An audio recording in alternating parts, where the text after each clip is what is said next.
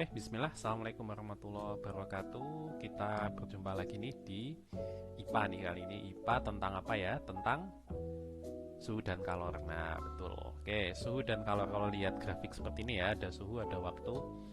Nah, itu berarti kita membahas tentang suhu dan kalor. Nah, ini soal ya tentang grafik suhu dan kalor. Jadi grafik, lebih tepatnya grafik kalor ya.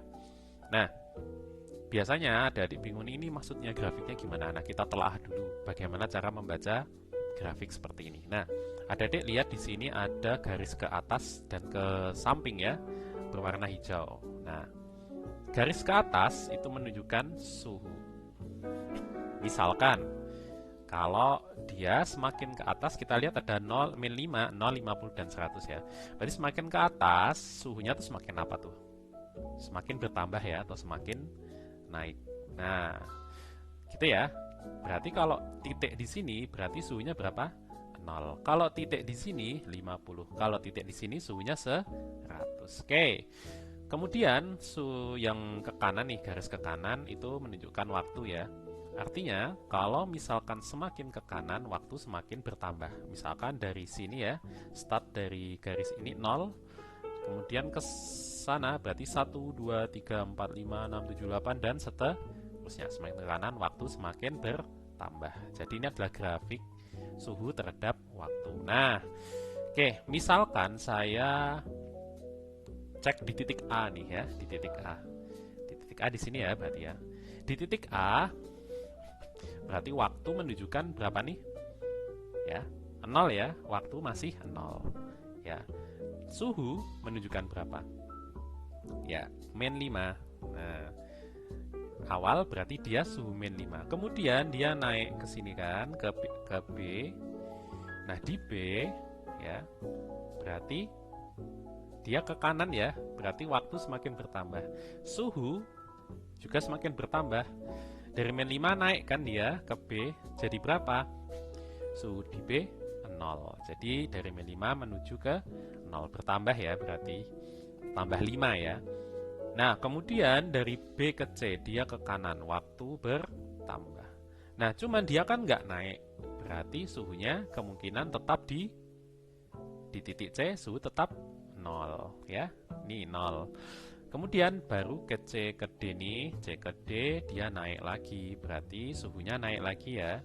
Nah, berapa suhu di titik D? Suhu di titik D, titik 50. D ke E, berapa suhu di E? Titik 100. Nah, seperti itu ya cara membaca grafik kalor. Ya, oke. Nah, berarti kita cek dulu nih yang ditanyakan apa. Di sini yang ditanyakan tentukan jumlah kalor yang dibutuhkan pada proses A sampai D dalam satuan kilojoule. Nah, A sampai D berarti adik-adik menghitung dari sini, dari sini, dari C sampai sini ya. A, B, C, D, dari A ke D. Nah, berapa kalor yang dibutuhkan? Oke. Nah, kita pelan-pelan ya. Berarti kita satu-satu nih, dari A ke B dulu berapa, kemudian dari B ke C itu berapa, kemudian C ke D berapa. Nah, kita cari satu-satu. Oke, dimulai dari proses A ke B. A ke B. Nah, proses di sini ya, suhunya kan dari min 5 menuju ke berapa nih? 0 ya, min 5 ke 0 ya. Berarti ada kenaikan suhu berapa dari min 5 ke 0? Ya, bagus. 5 derajat Celcius. Berarti 5 derajat Celcius nanti akan menjadi yang namanya delta T. Nah, bacanya delta T ya. Oke. Ingat ya, delta T-nya 5. Kalau misalkan dari C ke D, nah misalkan berapa delta T-nya?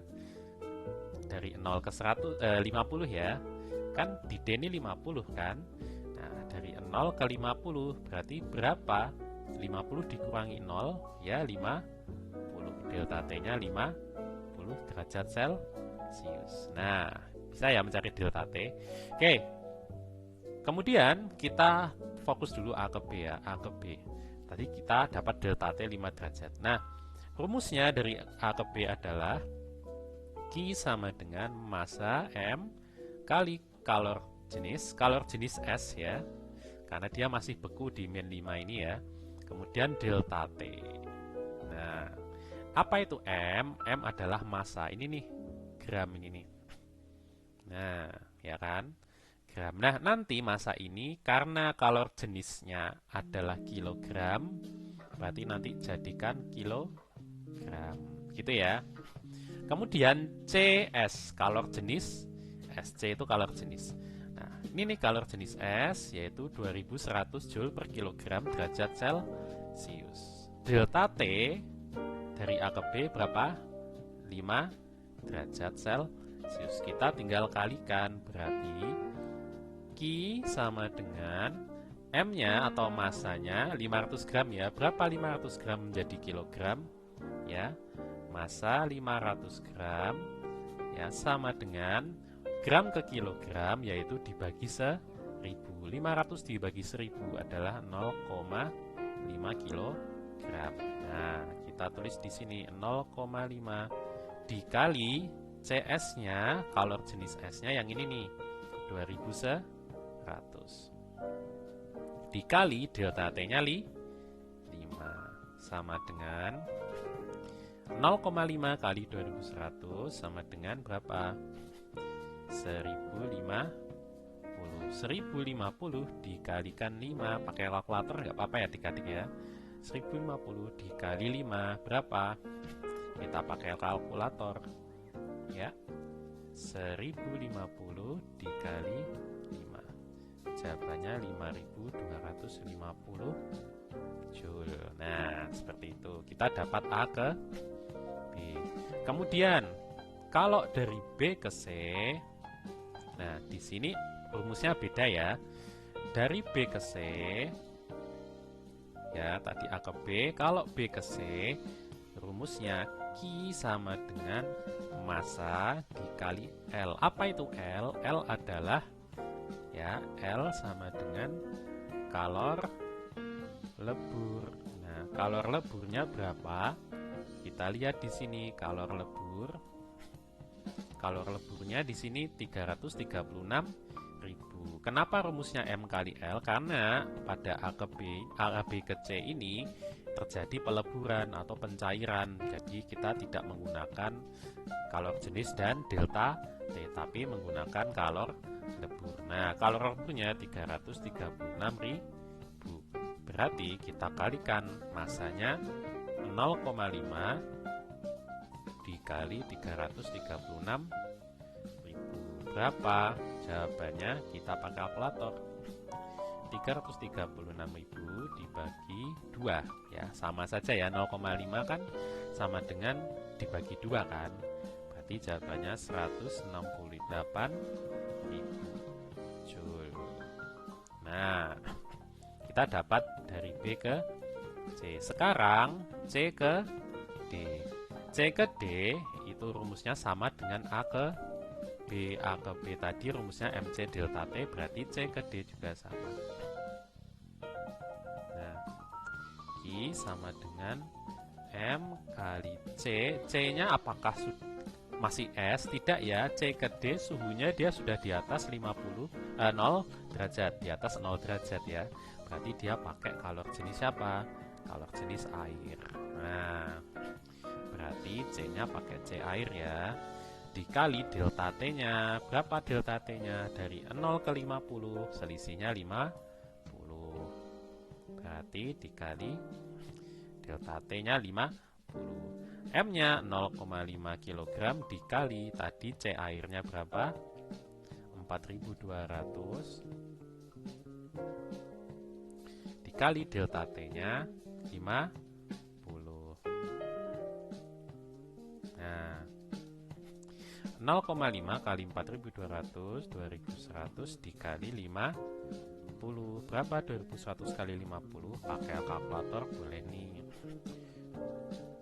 Kali 50, jawabannya 105.000 Joule. Nah, kita sudah dapat AB, BC, CD. Nah, kita sudah lengkap ya, AB, BC, CD. Jadi proses A sampai D sudah dapat.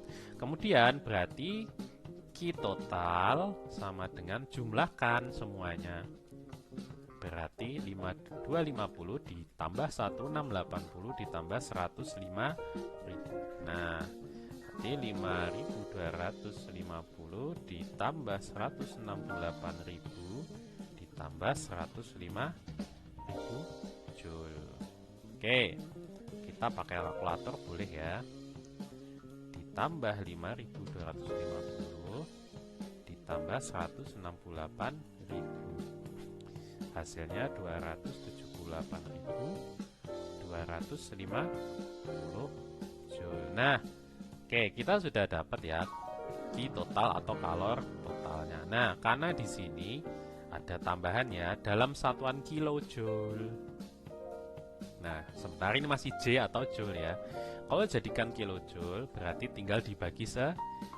Boleh pakai kalkulator atau adik-adik tinggal mundurkan koma sebanyak 3. Ya, kalau pakai kalkulator berarti ini ya. Berarti tadi 278.250 dibagi 1000. Ya, 278,25 kilojoule. Oke, dibagi 1000 ya. Oke, begitu adik-adik ya, mudah-mudahan bisa dipahami. Oke, kita setelah ini adik-adik mengerjakan soal ya. Ya, seperti ini mudah-mudahan semuanya dapat bagus nih ya. Oke, terima kasih. Assalamualaikum warahmatullahi wabarakatuh.